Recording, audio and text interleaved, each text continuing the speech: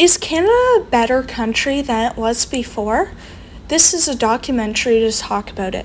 CHC 2D SS Culminating Assignment, History, Grade 10. When World War I was first declared in the year 1914, Britain declared war on Germany, meaning Canada had to fight. Out of their 8 million population, over 500,000 men decided to go and fight. As Canada was battling, they had around 61,000 Canadian casualties. These unfortunate deaths and injuries were what shaped Canada into what it is today. In 1939, World War II was declared by Britain and France on Germany.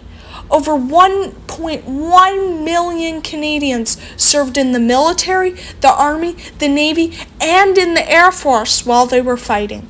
There were 44,000 Canadian casualties because of this war, but this was less than World War I. These wars show us about the survival, resilience, and redemption faced in the wars. We are blessed to say that Canada hasn't had another war in over a decade. Now, what happened after the war? The Roaring '20s. When World War I started, many job opportunities opened up in factories to help make supplies and materials, yet people were still only making a few cents an hour. After World War I, this era became known as the Roaring '20s, and everyone was happy and investing in businesses because the market was soaring sky high until one day everything changed. This was on October 29th, 1929, when the stock market fell drastically. This affected everyone who had invested in it. The reason behind the stock market crashing was the overproduction and overbuying in small credited businesses. They were opening up everywhere, but the big businesses were thriving, but the little ones were struggling to even survive. This is what led to the Great Depression. Now, most Canadians have enough money to support themselves, as well as a number of jobs for anyone, or any race, color, ethnicity, religion, or gender, without any discrimination. Well, they used to. Women faced a lot of discrimination and stereotypes, for they would only belong in the kitchen and they couldn't compare to a man. That's an example. They also couldn't vote and didn't have as many privileges as men did, since women couldn't physically fight in the war. Thousands of Canadians, women, volunteered to go and be nurses and drive ambulances, saving thousands of soldiers' lives and sending them back into battle. There was one letter written during World War I by military nurse Helen Folds, as she was writing on her mother's experience and life in the war. Now, women's rights. All Canadian women have been able to vote for 100 years, as well as Canada's government is now half women. Women now have more privileges and rights in the community and in jobs than they did. Also, Canada's economy is very strong, and there's a wide variety of jobs for everyone.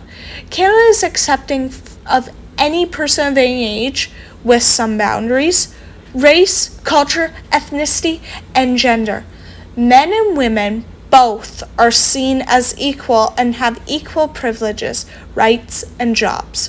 Canadians have been known for their respect and overall friendliness.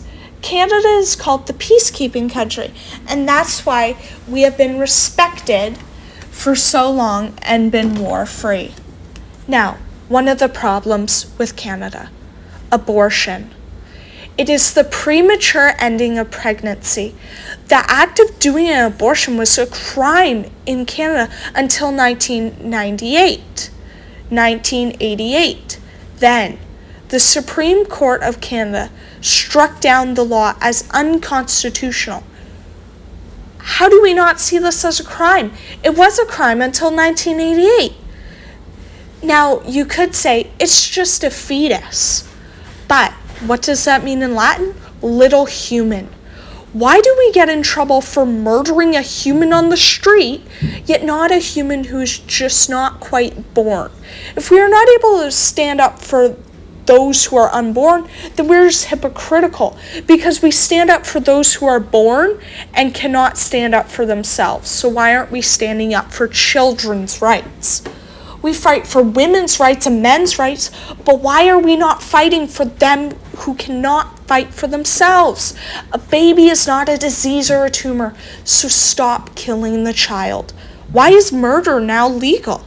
Let's be honest, it is. We see that people are realizing it's wrong everywhere, and now we just need to realize in Canada. The main point of evidence is both biblical and scientific, or even just general religious. In these perspectives, life begins at the moment of fertilization. Since abortion destroys a human being who is fearfully and wonderfully made in God's image, it is murder. If we put this into scientific perspective, when something is growing, you don't kill it. Think of plants. Now, the Charter of Rights and Freedoms. The Charter came into effect on April 17, 1982. This was the first federal human rights law in Canada. This guaranteed basic rights and freedoms in federal law for this time. Now let's get to our question. Is Canada a better country than it was before? In my opinion, yes it is. Between 1914 and today, Canada has changed for the better. But it comes a more inclusive country, which I think is great. There are some changes that I don't think are right. For instance, like abortion. Like allowing everyone in. I think it's amazing, but we need to be more careful. There was a massive change in women's rights shortly after World War I. That was a good one. The proposal of the Charter of Rights and Freedoms also played a good part of formation in us becoming a respectful country, which I think is amazing. And it also allowed individuals to have rights and guaranteed collective rights, which I think is good. And it respects human beings. Now, do I think that the Roaring 20s had a big impact on how we treat the stock market today? Yes, I do. Do I think that we should have more business aspect? Yes. But overall, I think Canada is a better country than it was before. Thank you everyone for watching. I now have my citations and they will go through now.